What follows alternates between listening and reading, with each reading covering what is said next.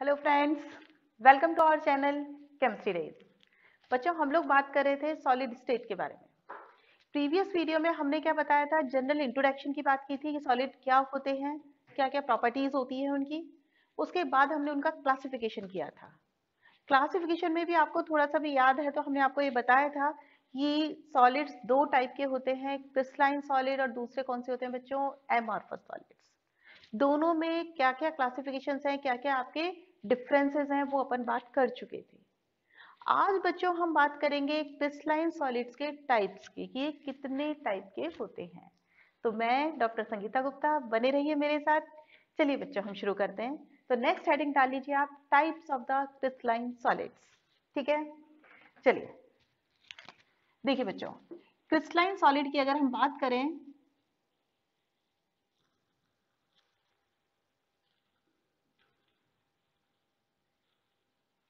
तो ये बच्चों मोटे तौर पे ये चार तरह के होते हैं। कौन कौन से, नोट डाउन कीजिए। मॉलिक्यूलर सॉलिड,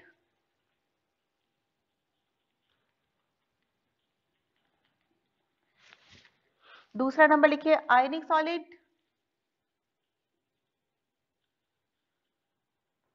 थर्ड लिखिए मेटेलिक,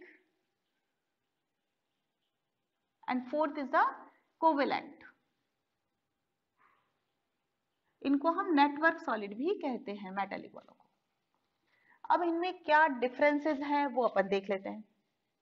देखिए बच्चों, जनरली जो ये जो चार टाइप के सॉलिड्स हैं, molecular, ionic, metallic and covalent जो सॉलिड्स हैं, इनको चार कैटेगरी में, चार बेसिस पे इनको डिफरेंशिएट किया गया है। कौन कौन सा बेस, फर्स्ट नंबर लिखिए। देखिए, first is the constituent particles. देखिए नंबर वन,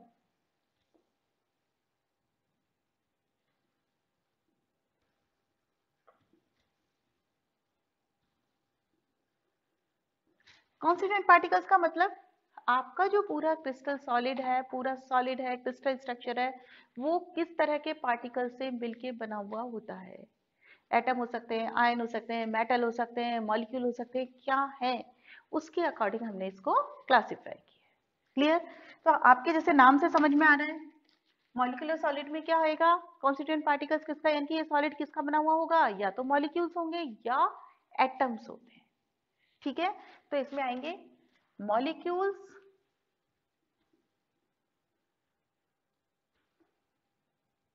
या फिर एटम्स। आयोनिक सॉलिड, नाम से समझ में आ रहा है, आयोनिक सॉलिड में क्या होंगे, आयन, पॉजिटिव नेगेटिव आयंस। जैसे NaCl का सॉलिड है, NaCl का क्रिस्टल है, किससे बना हुआ है, Na प्लस और Cl माइनस से। तो ये क्या है आपके आयन। ठीक है, तो इसमें कॉन्स्टिट्यूएंट पार्टिकल्स क्या होंगे, आयन। मेटेलिक सॉलिड क्या होंगे, मेटल्स होंगे, सिंपल। कोई भी मेटल ले लें, जैसे मान लिया आयरन का मेटल लिया हमने, या लिया हमने कॉपर ले लिया, जिंक ले लिया, तो किससे मिला है, पूरा क्रिस्टल किससे बना हुआ है, Fe कॉपर कॉपर कॉपर, इस तरह से जुड़े हुए हैं वो। तो इसमें कॉन्स्टिट्यूएंट पार्टिकल्स क्या है आपके, मेटल। कोवेलेंट में क्या होंगे, नॉन मेटल्स।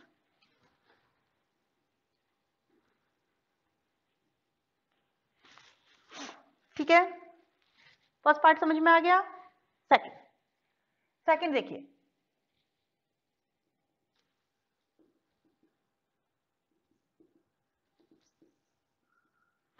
Attraction forces. यानी कि हमने कहा ये जो कॉन्स्टिट्यूएंट पार्टिकल्स हैं, कोई भी इस सॉलिड में एक के पास जुड़े हुए हैं, लेकिन वो जो पार्टिकल्स हैं वो किसी न किसी फोर्स से अटैच तो है ना कोई तो फोर्स है जिससे कि वो जुड़े हुए हैं। नहीं तो एक इधर भागता और एक इधर भागता, कहाँ ढूंढते। हमने कहा ये जो पार्टिकल्स हैं ये एक दूसरे से जुड़े हुए हैं, किसी फोर्स से जुड़े हुए हैं। वो जो फोर्स ऑफ अट्रैक्शन है वो अलग अलग में अलग अलग तरह का होता है। क्लियर? अब मॉलिक्यूलर सॉलिड की बात करें तो मॉलिक्यूलर सॉलिड में क्या होगा, सबसे वीक अट्रैक्शन फोर्सेस होते हैं। कौन से, वंडरवॉल फोर्सेस होंगे। ठीक है, तो इसमें आप लिख लीजिए वीक वंडरवॉल फोर्सेस।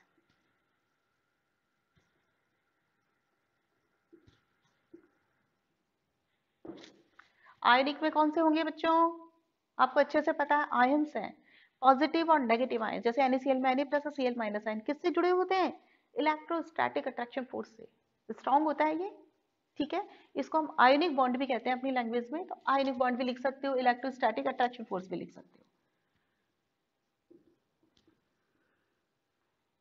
मेटल्स में क्या होगा बच्चों?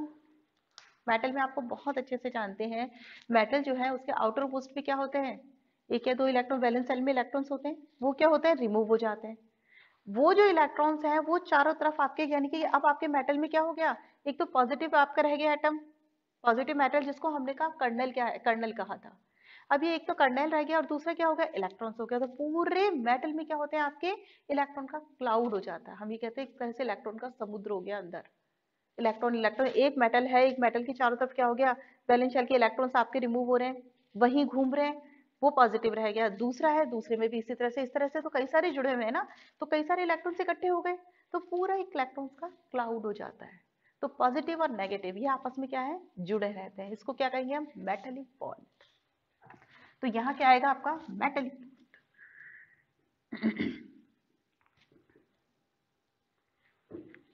किससे जुड़े रहेंगे, कौन सा होगा, कोवेलेंट बॉन्ड। हम जानते हैं बहुत अच्छे से।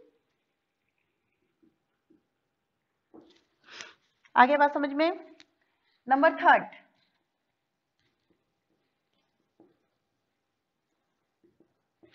Boiling point and melting point. Boiling point melting point की बात करेंगे तो हमें बहुत अच्छे से जानते हैं, वीक वंडरवाल फोर्सेज है। जब वीक वंडरवाल फोर्सेज है तो मेल्टिंग पॉइंट और बॉइलिंग पॉइंट भी क्या होंगे, लो होते हैं बहुत ज्यादा। आयंस में क्या होगा, आयनिक क्रिस्टल में हाई होते हैं। मेटल्स में क्या होगा, और भी ज्यादा हाई होंगे।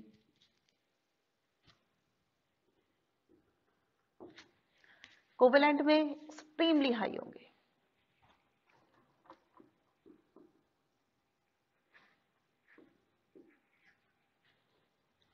ठीक है, क्लियर।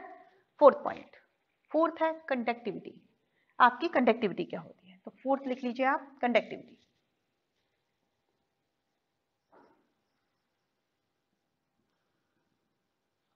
देखिए, मॉलिक्यूलर जो आयंस होते हैं, मॉलिक्यूलर जो सॉलिड्स होते हैं, उनकी जो कंडक्टिविटी होती है, इनके ये बहुत ही पुअर कंडक्टर्स होते हैं इलेक्ट्रिसिटी के।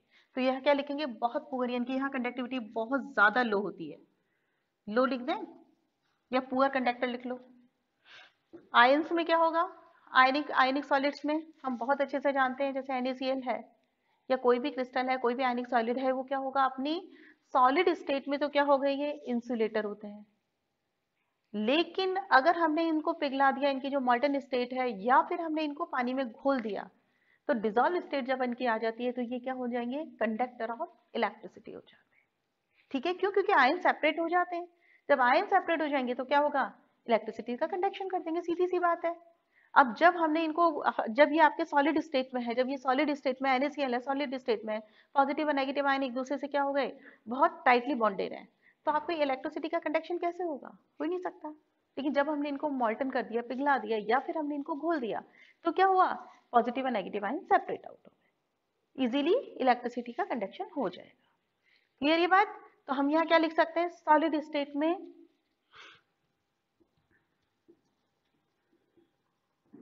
नॉन कंडक्टर,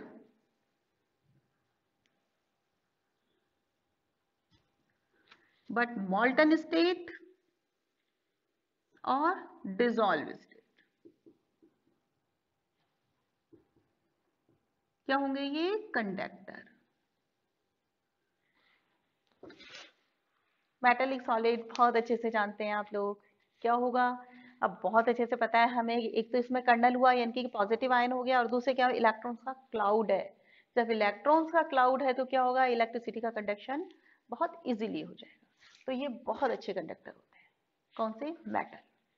ठीक है, गुड कंडक्टर।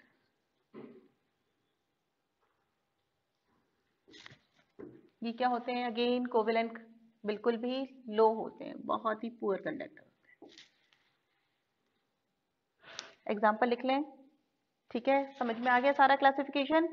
एग्जाम्पल देखिए, मॉलिक्यूलर सॉलिड्स के क्या होंगे, मॉलिक्यूलर सॉलिड्स में भी हम थोड़ा सा और बता देंगे कि ये भी अपने चार टाइप के, वो तीन टाइप के होते हैं। मॉलिक्यूलर सॉलिड्स के एग्जाम्पल क्या हो सकते हैं, कुछ भी हो सकते हैं। एग्जाम्पल्स ले लें, H2 है, H2O, HCl कुछ भी ले सकते हैं, ठीक है। आयनिक सॉलिड्स का आप बहुत अच्छे से जानते हैं, कोई भी ले लो, NaCl, KCl कुछ भी ले लें, आयंस का कोई भी बना हुआ सॉलिड है वो ले लें। मेटेलिक का कोई भी ले लो, कॉपर, जिंक, आयरन। कोवेलेंट में क्या आ जाएगा, कौन सा, फॉर एग्जांपल जैसे डायमंड, सिलिकॉन कार्बाइड, एक्सेट्रा। अब बच्चों आप ये सोचो, इतना हमने बता दिया, इसमें कहीं कोई एक्सेप्शन कैसे नहीं आया। एक्सेप्शन तो अपनी केमिस्ट्री का पार्ट है, एक्सेप्शन तो आएगा ही आएगा। हम कुछ भी पढ़ें, पढ़ने के बाद एक एक्सेप्शन तो आना ही आना है। तो एक्सेप्शन यहाँ आता है। कोवेलेंट आपके जो सॉलिड्स हैं उसका एक एक्सेप्शन है ग्रेफाइट। कोवेलेंट सॉलिड्स है, इनकी क्या प्रॉपर्टी है, हार्ड है ये बहुत ज्यादा। दूसरा हमने ये कहा कि ये जो है ये क्या है, बैड कंडक्टर ऑफ इलेक्ट्रिसिटी है, ये बताया हमने आपको। लेकिन ग्रेफाइट, ये डायमंड वगैरह में तो ठीक है, ग्रेफाइट का जो स्ट्रक्चर होता है क्या होता है, लेयर्ड स्ट्रक्चर होता है। जब वो लेयर्ड स्ट्रक्चर होता है तो वो बहुत सॉफ्ट हो जाता है और आपकी इलेक्ट्रिसिटी का कंडक्शन करता है। तो ये ग्रेफाइट जो है आता इसी कैटेगरी में है, लेकिन इसका एक एक्सेप्शन है। क्लियर ये बात, आगे बात समझ में सबके, ठीक है। नोट डाउन कर लो इसको सारा, कर दे, रब कर दे इसको। चलिए देखिए, इसको तो हम रब कर देते हैं।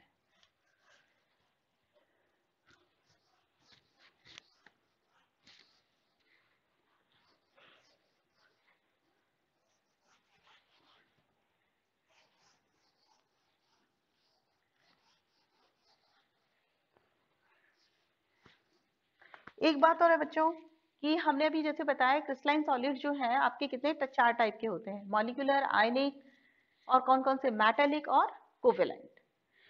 आपकी बुक्स में ये भी दिया हुआ है, मॉलिक्यूलर सॉलिड्स को भी थोड़ा सा क्लासिफाई कर दिया गया है, तो थोड़ा सा वो भी देख लो। तो मॉलिक्यूलर सॉलिड्स को भी आपने क्लासिफाई कर लो। देखो मॉलिक्यूलर सॉलिड सिंपल सा है, कुछ ऐसा है नहीं है इसमें, इसको भी हमने क्लासिफाई कर दिया है। कौन कौन से में, non polar molecular solid, polar molecular solid, और तीसरा है आपका हाइड्रोजन बॉन्डेड, ठीक है।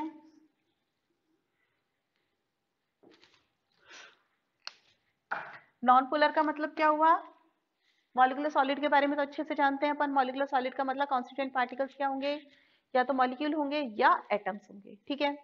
नॉन पोलर का मतलब वो जो मॉलिक्यूल्स आपके एटम से होंगे वो क्या होंगे, आपके नॉन पोलर होंगे। नॉन पोलर है, नॉन पोलर के एग्जांपल कैसे हुआ है, यानी कि यहाँ पे कॉन्स्टिट्यूएंट पार्टिकल्स क्या होंगे, नॉन पोलर होंगे। यहाँ क्या होंगे, पोलर होंगे। और यहाँ क्या होंगे, जिसमें कि हाइड्रोजन बॉन्ड है, इट मींस NOF जो होगा वो प्रेजेंट होगा और हाइड्रोजन बॉन्डेड होगा, ठीक है। तो तीनों के कॉन्स्टेंट पार्टिकल समझ में आ गए कि तीनों में कॉन्स्टेंट पार्टिकल्स क्या होंगे। एग्जांपल बता सकते हो, नॉन पोलर के एग्जांपल क्या हो जाएगा, बताओ। नॉन पोलर में क्या आ रहा है, नॉन पोलर मॉलिक्यूल्स होने चाहिए आपके। नॉन पोलर मॉलिक्यूल्स का मतलब क्या हो गया आपका बेटा, नॉन पोलर का मतलब आप में किसी तरह की पोलैरिटी नहीं होनी चाहिए। एग्जांपल H2 हो सकता है, Cl2 हो सकता है, पोलैरिटी क्या जीरो है, सेम ले लें अपन। जब सेम ले लेंगे तो क्या हो जाएगी, पोलैरिटी जीरो हो जाएगी, नॉन पोलर हो जाएंगे, ठीक है।